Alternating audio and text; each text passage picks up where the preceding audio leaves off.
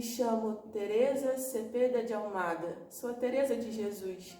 Nasci em Ávila, na Espanha, em 1515. Tive 11 irmãos e pais muito virtuosos e piedosos que, desde cedo, nos ensinaram a ler a vida dos santos e amar a Nossa Senhora. Certo dia, eu e um dos meus irmãos estávamos lendo a vida dos santos e nos deparamos com os mártires. Percebemos que a glória e a pena deles era para sempre, sempre. Costumávamos repetir isso. Então nós decidimos que também queríamos ver Deus logo e queríamos morrer assim. Nós tentamos até fugir para os mouros e pedir a eles que nos degolassem, mas vocês podem perceber que não adiantou muito. Gostávamos de brincar de eremitérios, de fazer mosteiros, nós éramos monges. E eu, no fundo, já desejava assim. Com 13 anos, eu perdi a minha mãe. E quando eu compreendi o que tinha acontecido, eu corri logo para uma imagem de Nossa Senhora e pedi que ela fosse a minha mãe. E depois disso, tudo eu encomendei a Nossa Senhora. A partir de então, eu comecei a me envolver em coisas vãs. Escondido do meu pai, eu lia livros de cavalaria, eu me arrumava, passava perfume. Não queria que ninguém ofendesse a Deus, mas eu queria agradar, porque eu era bonita. Eu comecei então a andar com mais companhias. Eles eram meus parentes, mas não tiveram a mesma educação que os meus pais me deram. Isso desagradava o coração do meu pai.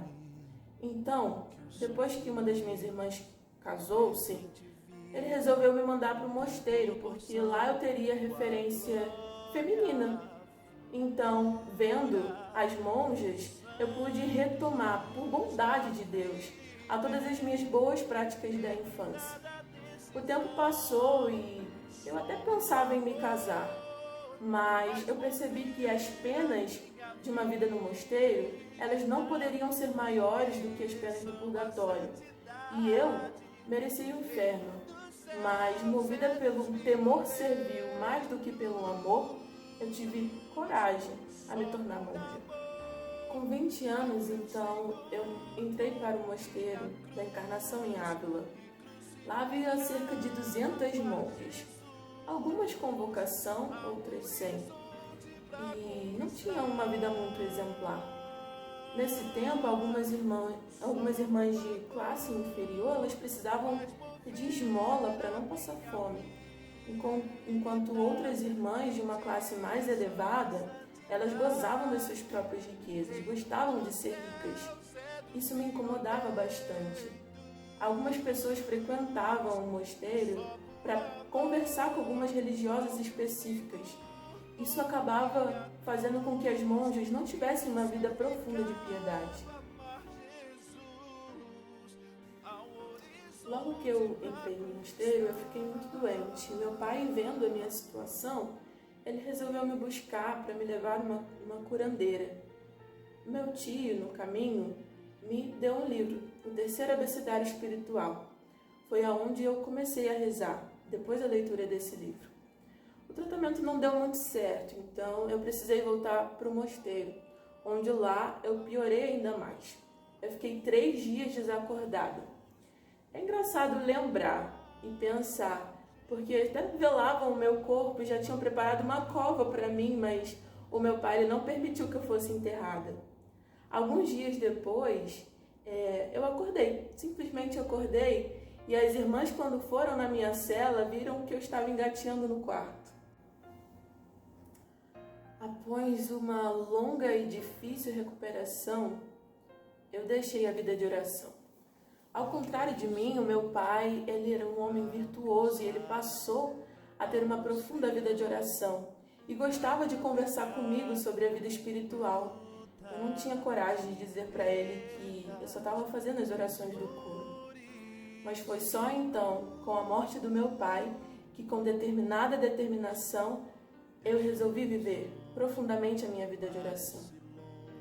Certo dia, eu estava diante da imagem de Jesus, coroado de espinhos, flagelado, atado.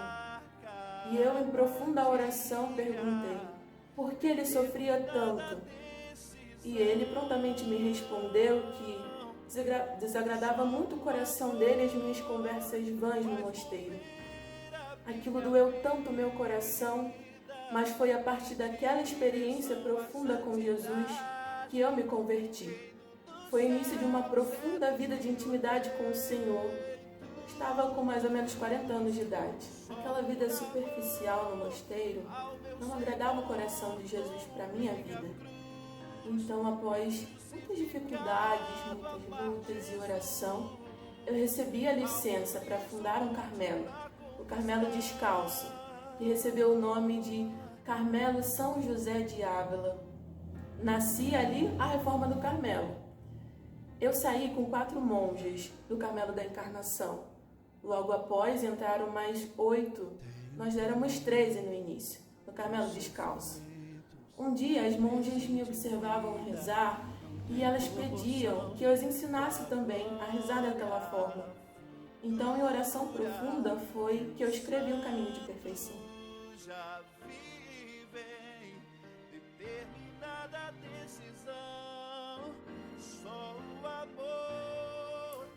Nessa época, o Senhor me levava a experiências profundas com Ele, de formas muito intensas. Porém, também eram tempos muito difíceis porque eu tinha minhas dúvidas se eram mesmo visões ou experiências do Senhor ou se eram dos demônios. E até mesmo os meus confessores, eles não acreditavam em mim. Porque, de fato, tinham muitas mulheres pseudo-místicas, farsantes. Então, era difícil acreditar naquilo que eu experimentava, mas Jesus também me consolou de algumas formas. Certo dia ele apareceu para mim e extinguiu todas essas dúvidas. E também através de alguns padres, confessores jesuítas, ele me deu essa certeza e essa clareza daquilo que eu experimentava, como São Francisco Borgia e São Pedro de Alcântara.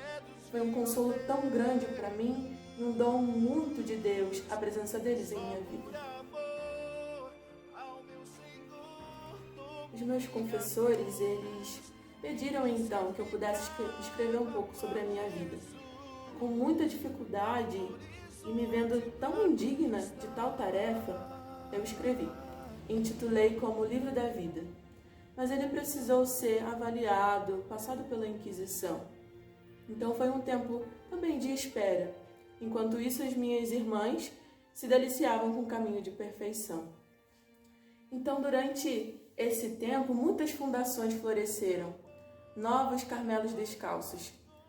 E para isso, na minha segunda fundação, foi quando eu conheci São João da Cruz, como vocês conhecem. E ele foi muito importante para começar essa reforma também nos Carmelos masculinos. Ele tinha por volta de 25 anos e eu 52 anos. Era recém-ordenado e até pensava em ser cartucho, mas eu precisava dele junto comigo. E ele embarcou comigo nessa viagem. Eu gostaria também de trazer para vocês 2 experiências muito importantes, ou melhor, 3 experiências muito importantes na minha vida. Certo dia, eu estava na minha cela e percebi a presença de um anjo com uma forma humana. Ele era belo, o seu rosto reluzia. Eu deduzia que seria um querubim, um dos anjos de mais alto grau. Vi que trazia nas mãos um comprido dardo de ouro em cuja ponta havia um pouco de fogo. Eu tinha a impressão e a sensação de que ele perfurava o meu coração com o dardo algumas vezes. E toda vez que ele me perfurava, atingia as minhas entranhas. E eu parecia que estava inflamada de um novo amor, de um profundo amor por Deus. Uma outra experiência é que eu tinha uma devoção particular pelo menino Jesus e sempre havia uma imagem dele nas minhas fundações. Certo dia, quando eu estava caminhando, eu tropecei e caí e vi um menino. Eu perguntei: quem é você? E ele também me perguntou: quem é você? Eu prontamente respondi: eu sou Teresa de Jesus. E ele me disse docemente: e eu, Jesus de Teresa. Quão especial é esse dia para mim, para minha vocação. Mas também há um fato muito consolador de Jesus, pois por volta de 8 anos antes da minha morte, Jesus revelou-me a hora que eu iria morrer. Então os anos se seguiram. Um dia, voltando de uma fundação, eu já estava muito cansada, muito adoecida também. Este, então, foi o dia que eu pude encontrar o meu amado, o meu Jesus. Faz mover a minha vida em direção à santidade. Fui proclamada doutora da igreja. Uma alegria muito grande poder partilhar desse título. Eu queria que agora vocês pudessem conhecer um pouquinho do testemunho de uma das minhas filhas queridas. Aqui do céu eu cuido de tantas e essa é muito especial para mim. Quero partilhar com vocês a minha experiência com Santa Teresa de Ávila, doutora da Igreja. Eu conheci Santa Teresa pelos escritos de retiros. Alguns pregadores sempre citavam Santa Teresa de Ávila, do seu processo de conversão. E em 2001 eu tive a chance de ler o livro Vida, de Santa Teresa de Ávila.